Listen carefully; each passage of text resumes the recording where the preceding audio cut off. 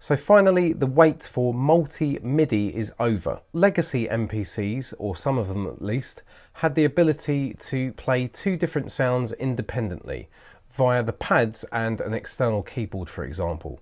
So let's say you had a drum program on track 1, you could play that drum program provided you were focused on that track, but you could also have a MIDI keyboard connected that could be triggering another track independently. So this had implications for live performance. Say for example you wanted to play a synth on the keyboard and simultaneously be triggering sound effects in a drum program. Up until now we've not been able to do that, but now we can.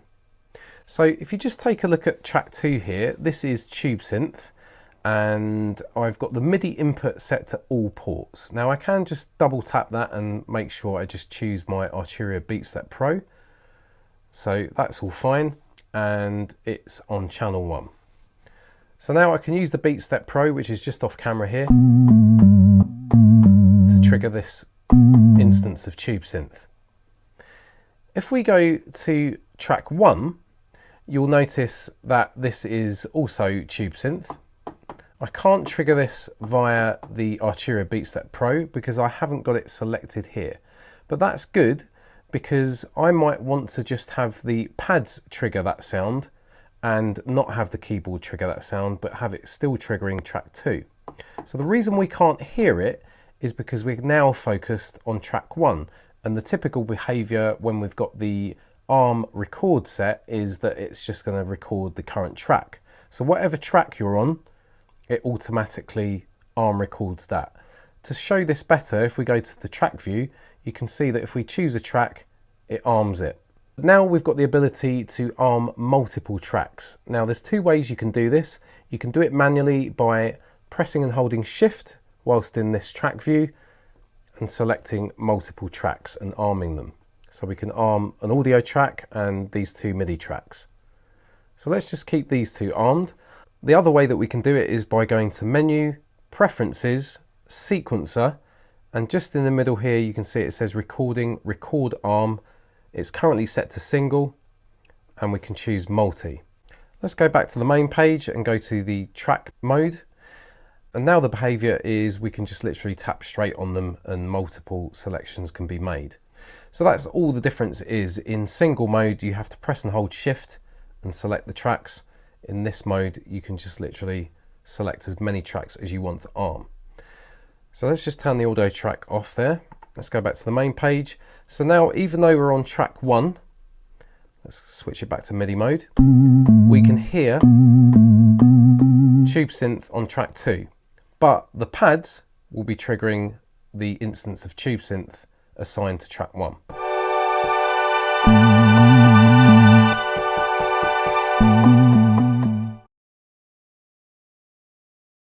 2.8 also has an extensive MIDI configuration menu that's completely different and upgraded from what it was prior to 2.8. Let's go and check that out. So let's press Menu and Preferences and go to MIDI Sync. So you can see now that we've got this extensive matrix where we can configure our input and output ports. For the input ports at the top, you can see that my BeatStep Pro has populated the first 2 slots. Underneath there, we've got MPC 1 and MPC 2, which are the 2 MPC input 5-pin MIDI ports. And in the output port section, we've also got the BeatStep Pro showing up. And just underneath there, I've got MC 707. So this is basically my MPC output port B, which I've renamed to MC 707 because that's what I'm controlling from that port. Over here on the far right, we've got track, so it's a little bit bright for you to see that on the camera. But as an example, let me just switch all those off. And if I go to the main page, we can now go to this tab and you can see that we've got no MIDI inputs here. So there's nothing available to us here. So if we go back to the preferences, go to the MIDI input ports, let's choose BeatStep Pro, which is the first one. Let's switch on track there. If we go back to the main page, we can now select BeatStep Pro as a valid input. Let's just quickly go back to our channel strip here and let's just quickly go over the MIDI settings for these tracks. So this is the MIDI input, like we said. So we've got any available inputs which we select in the matrix, which I've just shown you. And next to that is the actual MIDI channel. Let's now go to track 3 and create a MIDI track. So this time we've got MIDI input. So it's exactly the same as what I showed you before, but now we've got the additional option as the MIDI output, because obviously this is a dedicated MIDI track which is sending MIDI out externally. So there you can configure your MIDI port. So again, there's nothing there because we haven't enabled it in the preferences. Let's go back to menu, preferences, and let's choose MC707, which is my 5-pin MIDI output port B. So let's click track. So let's go back to the main page again. And now if we double tap where it says MIDI output, we can again choose MC707. And I just need to change the channel to MIDI 2 where the tone track is.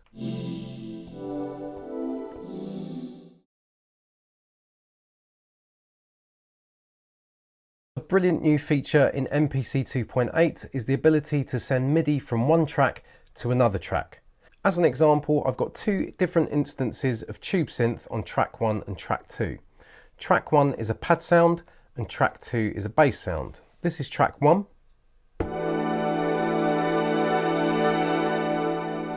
And this is track 2.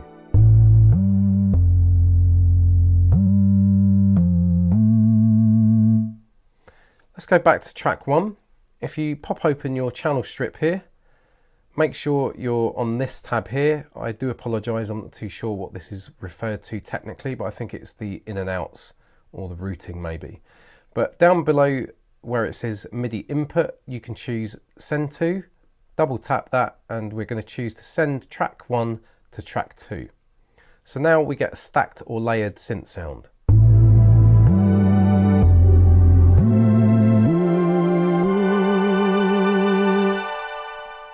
So you're not just limited to having the same programs or the same track types triggering each other. We can in fact have a drum program as an example on track 1 with a kick drum being triggered, and that can be triggering in turn a bass sound on track 2 that's coming from maybe a key group, or even a MIDI track that's triggering an external synth.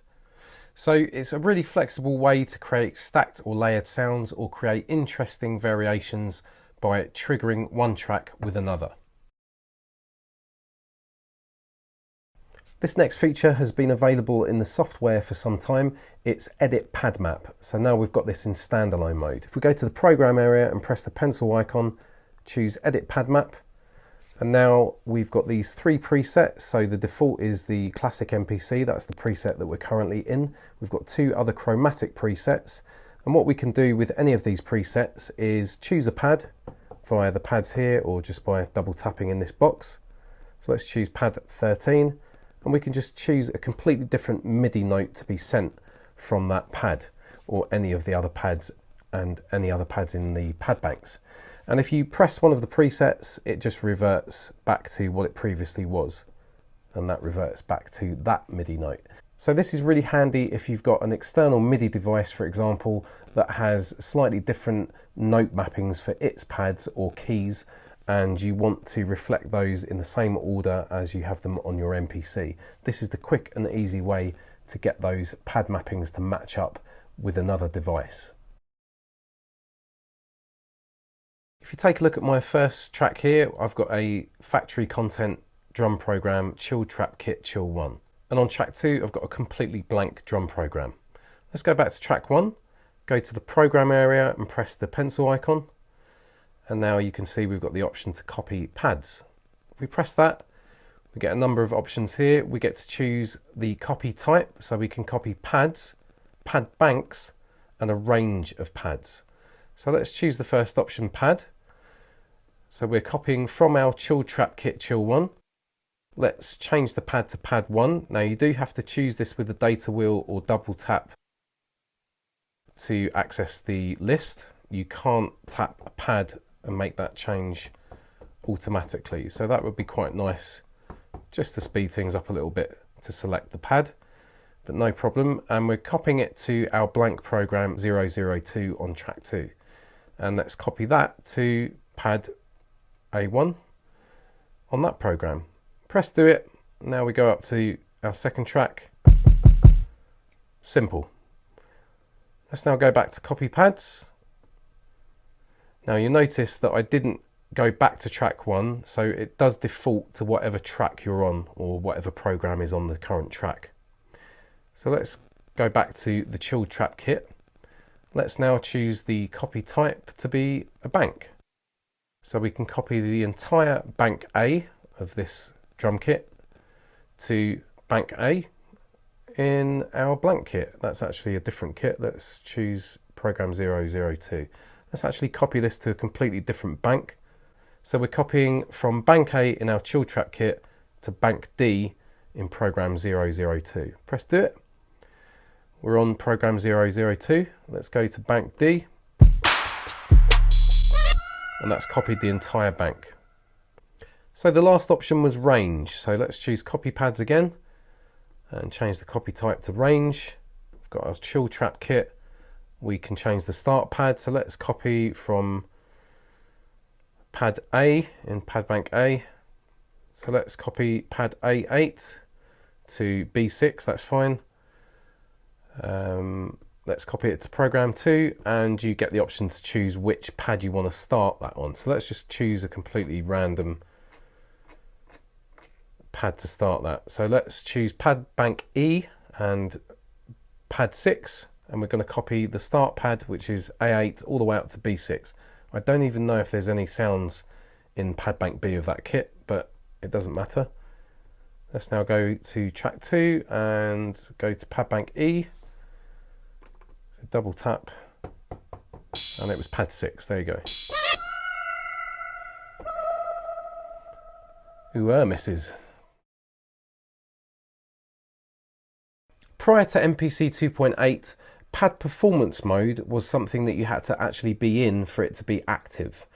Now we can use pad performance mode or the settings that we've made in pad performance mode outside of that in main mode and other modes where you use the pads to play notes. So if we go into pad performance, we've got this dedicated button here on the MPC Live, and of course you've got the physical one on the MPC X. Let's press that. So we're currently in progressions mode, and we can be out of the pad performance settings window to actually be in the progressions mode, or whichever mode we choose. So for example, also if we're in program editor where we don't have access to the pad performance settings, we can now press and hold shift, press 16 levels to access the pad performance settings, so we can quickly switch between different types of chords or the modes available in pad performance. Let's say, for example, you were sat with your MPC and you were just jamming on the pads and you weren't recording, and you thought, damn, I wish I'd recorded that last little phrase because it was really nice. Don't worry, retrospective record will record MIDI events in the background in MPC 2.8.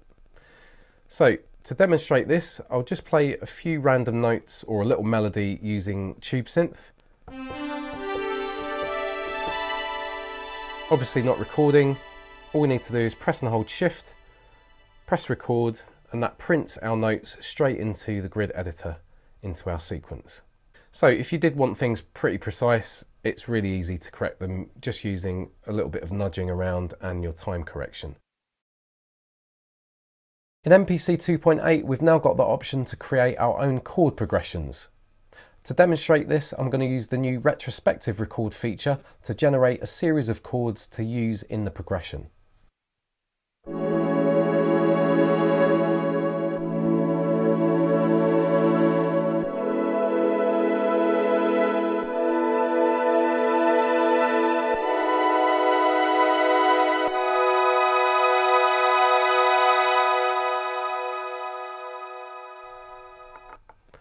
So I'm going to press and hold shift, press record. These are the chords that we've just generated using retrospective record. I'm just going to expand the bars so we can see those. If we go to main, go to the track area, press convert to progression. It's a little bit bright, but this says the name of the progression, so we can rename the progression. So I'm going to call this TD3. Underneath there, we get the option to change the root note or the scale type. I'm just going to leave those as they are. In this area, we have got the chords that we just generated, so we can audition them with the play button. Go to the next one. So that one was off, so we're not going to use chord 3. So you can audition the chords to see if you want to keep them or not. So this is the only bit that is a little bit fiddly. You have to export each chord for the progression individually. So this is chord 1. Let's go back. So maybe that's why you have to do it, because there might be some chords that aren't great, such as my third chord. So chord 2 was good. Have to go back in again. Chord 3. There was a bum note in there, or an off-key note. That one's okay. And I think there was a 5th one. That's fine. So let's now go to pad performance. And if we go to progressions, you can see I've got a custom progression there, TD prog 1. The one we just did was TD 3. So there's the progression, simple as that. There you go, that's how you export or create or generate chord progressions in MPC 2.8. Also new in MPC 2.8 is the addition of Q-Link overlay. This is a really handy feature for users of the MPC Live, MPC 1 or MPC Touch. When we touch a Q-Link or modify the parameter now, we get this nice visual feedback in the form of this pop-up box on the right hand side of the screen. When we let go or when we stop modifying a parameter, it disappears in about half a second. This is of course available in other modes, so this is the channel mixer. So it will just show you whatever bank of Q-Links you're currently viewing. And if we're in Program Editor, let's say we automate a parameter.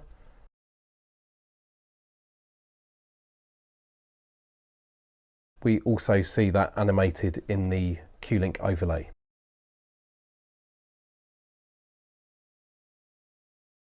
Another really useful and cool feature in MPC 2.8 is the ability to change tracks from any MPC mode. So previously you could only change tracks by using the plus and minus symbols at the bottom of the main page or in the track area itself.